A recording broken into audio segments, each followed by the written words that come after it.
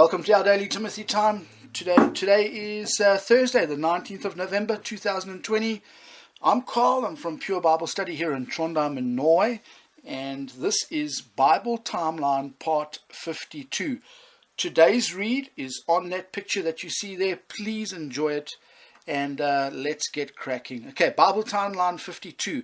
If you've tracked with us, you will know that we're in the post-resurrection area of the Bible timeline, and basically we're looking at the book of Acts.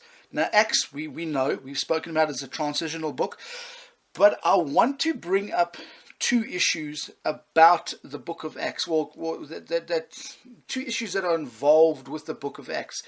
It might go straight over your head today, and that's okay. Just put it on the back burner for later and further study.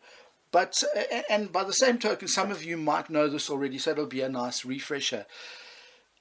The book of Acts can be a very tricky book if you don't understand it. Okay, I just want to bring up, I've just said 2 points, and these are the points. Okay, remember this when you read through the book of Acts, and when you're doing your readings. Paul's epistles, Romans to Philemon, are not arranged in chronological order. Okay, why? Okay, I'll tell you why. I submit to you. If you go over to 2 Timothy 3:16, Paul writes there, and I'm going to try to remember it. He says, all scripture is given by inspiration of God and is profitable for doctrine, for reproof, for correction, for instruction in righteousness. Verse 17 says, that the man of God be thoroughly furnished unto all good works. Okay, so there you can see a basic blueprint. Now, if we take Paul's epistles and put them on that blueprint, as you can see in the draft of that picture there, Romans is a book of doctrine. Corinthians is a book of reproof, first and second. Okay, reproof on the doctrine from Romans. Okay, then you get the book of Galatians, which is a book of correction based off the doctrine taught out of Romans. Okay, then you move on to Ephesians, a book of doctrine. Then you got Philippians, which is reproof off the block of information out of Ephesians. Then you got Colossians, which is correction from the book of Ephesians. Okay, do you see where I'm going with this? Then you've got Thessalonians, and my current understanding is Thessalonians is doctrine as well as instruction in righteousness. And then you go on to the 4 personal epistles, Timothy, Titus, and Philemon.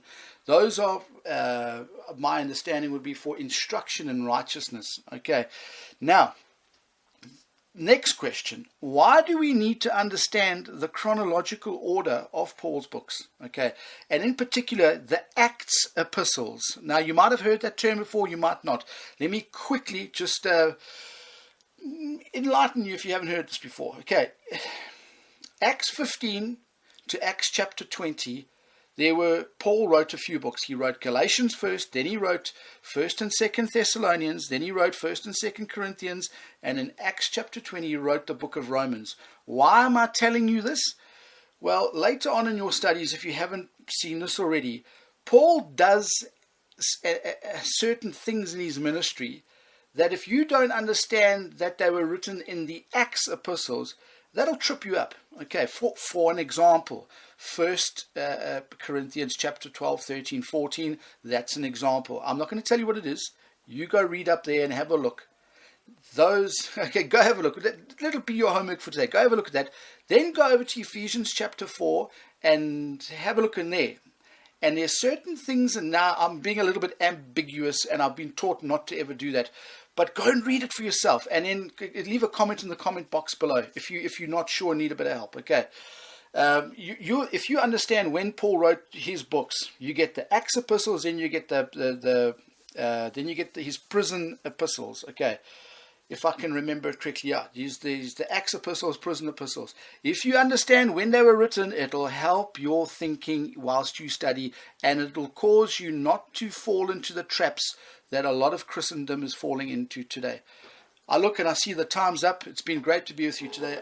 Any questions, just email me, WhatsApp me, or leave a comment in the comment box below. I'll leave you the tune just to play out, and we'll connect tomorrow again, and we'll carry on with the timeline. Till then, Maranatha.